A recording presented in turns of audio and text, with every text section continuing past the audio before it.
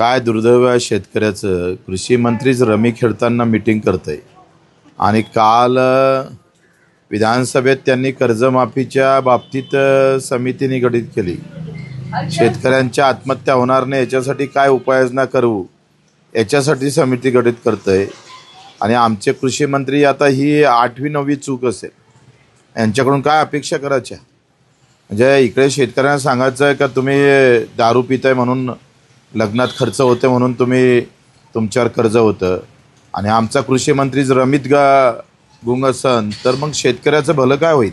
मी शाहूवाडीमध्ये आहे, प्रचंड जनावरांचा त्रास आहे, प्रचंड नुकसान आहे आणि कर्जबाजारीच्यामुळं प्रचंड आम्ही पाहतोय का पुरा शेतकरी संकटात आलेला आहे.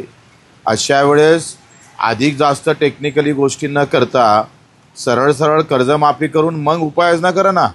आता पहिले गरज आहे तो सलाईनवर लागला आहे, ICUमध्ये आहे.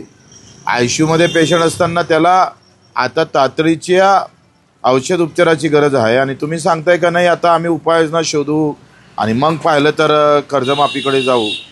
तर जेथपर्यंत कर्जमाफीची घोषणा होत नाही, तारीख निश्चित होत नाही, तोपर्यंत आंदोलन चालू राहील आणि 24 तारीख पुऱ्या महाराष्ट्रामध्ये प्रचंड ताकदीनं चक्काजाम होईल.